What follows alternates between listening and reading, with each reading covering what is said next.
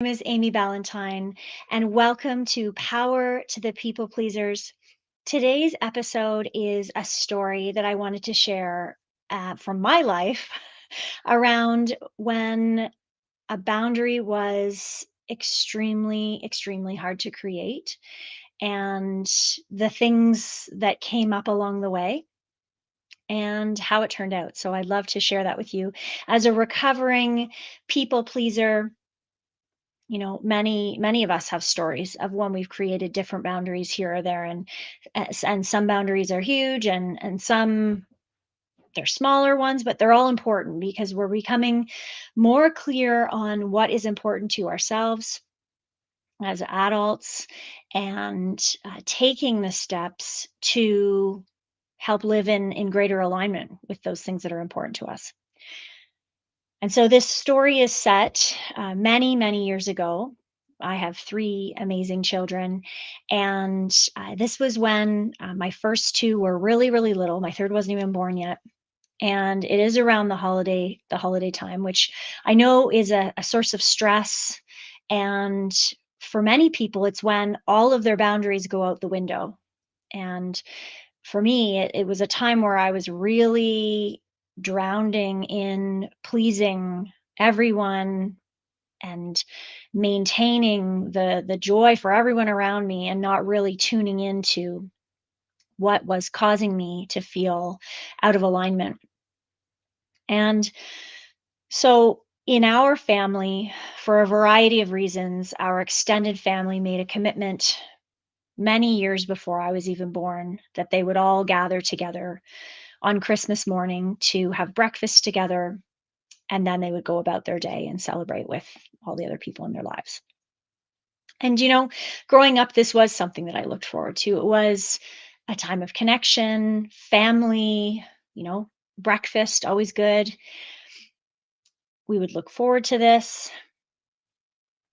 And so it felt in alignment. It was all I ever knew, and it was just what we did. And I think sometimes we get a feeling of trapped and stuck around lots of things in life because it's the only thing we know.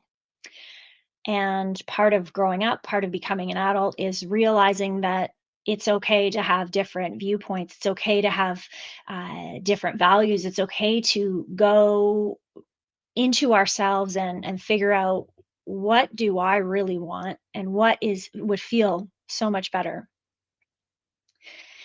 And so as I had this new young family, we were having to drive a distance in order to be there at this early hour, because the breakfast happened very early in the morning. And so I was really struggling with having to wake up my young kids to go to this extended family event. And I love all of my family very much. We didn't see them very much. We didn't have visitors. We didn't have many activities or interactions with this extended family the rest of the year. It was only the most important day of the year. And it didn't sit well for me, because there were other family members in different places who we saw all the time. We had a deep relationship, and we were missing out on time with those people because of this long held tradition that was no longer serving my family.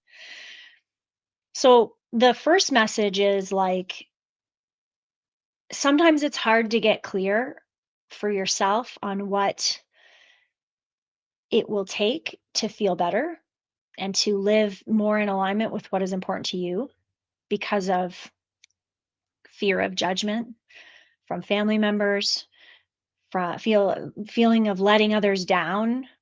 And this was a big challenge for me. This was something that I wrestled with for a couple of years in this time, and we continued to, pull our children away from, that very big day in their year, right? Little kids and Christmas time, it's a big day, and we continued to pull them away from everything.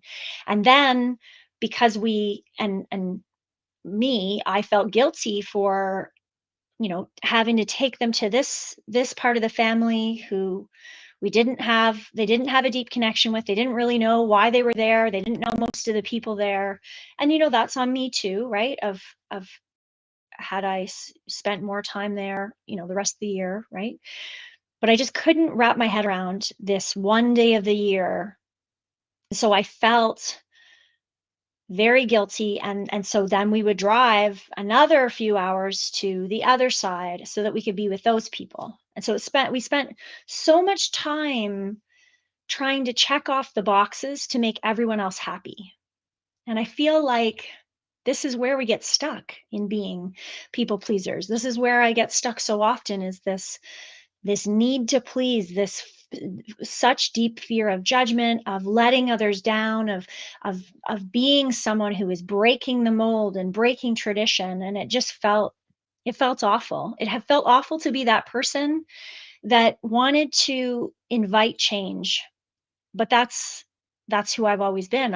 I've always been a person who wants to look at it from a new perspective, wants to try a different way. So my inner battle was very, very conflicted, but mostly because the people that I was going to let down were the ones, my close family members, my really close family members. And this was breaking my heart because my children and my husband also close family members, right? So I I know deeply this feeling of challenge, and why so many people stay stuck doing things that they don't really want to do for years, decades. I mean, they stay stuck because it's hard.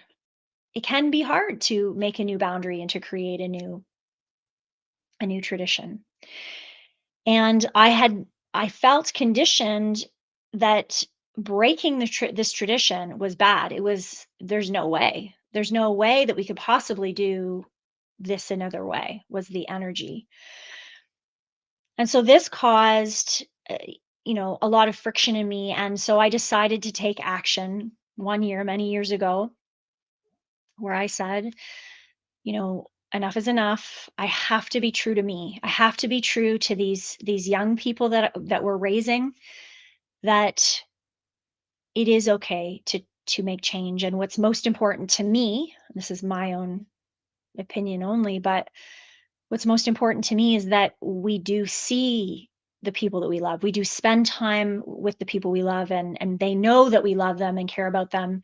It shouldn't have to matter what day that is. It shouldn't have to be that day. And so I pitched this potential change of date.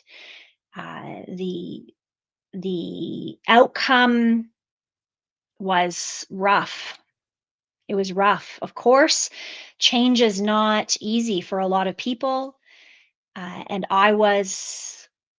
it was very hard. It was very hard to feel the responses of people who I looked up to, care about, love. It was very hard to feel their own response. But my evolution and growth was that, like, each of us get to be true to our own selves and our own needs and what feels aligned. And so uh, I had to realize that not everyone was going to say yes, and not everyone was going to be on board, and things were going to be different. And now, you know, that period of time was going to look different, and it was hard. It was a challenging time, but a lot of self-talk, a lot of reminding myself, why I was doing this. And the first couple of years were very challenging for me because I knew that I was missing that time. I knew my kids were missing that time. I knew that it was, part of my heart wanted to be there still. But the other side of making this choice and setting this boundary was that now our Christmas morning felt more calm, at ease, peaceful, more actually more joyful, because we weren't rushing everywhere. We weren't trying to please everyone else. We weren't trying to be everything to all people. We were simply being in a state of joy and love and peace. And over time, over the years, we've figured out different ways to make sure that our family members know how deeply, deeply important they are to us. These extended family members are deeply important to us, and finding other ways to show our love and connect with them throughout the year.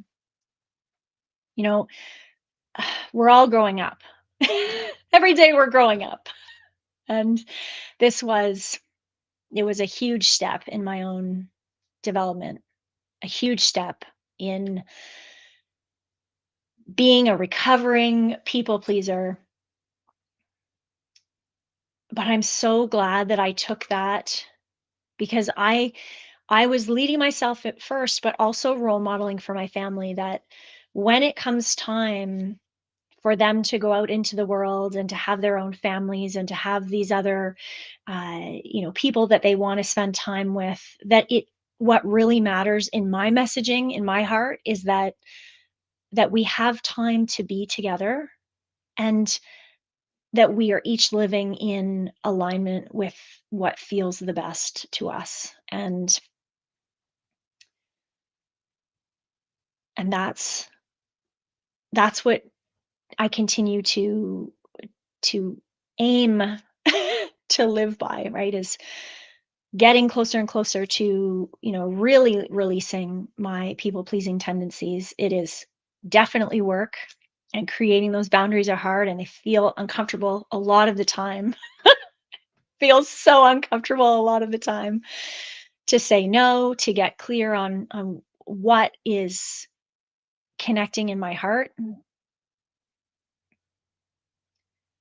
But it means that in saying no to those sometimes really good things, I'm saying yes to the great things. I'm saying yes to that greater alignment. And that's my story. So thank you so much for listening to this episode of Power to the People Pleasers. And as always, I invite you to connect with me as well. I invite you to connect with me on Instagram. Follow me on Instagram, Amy Ballantyne, and my website, amyballantyne.com. So I am grateful, very, very grateful to have this space to share my heart and share my learnings, the challenges, and the learnings on this journey. So have a wonderful day. Thank you for listening.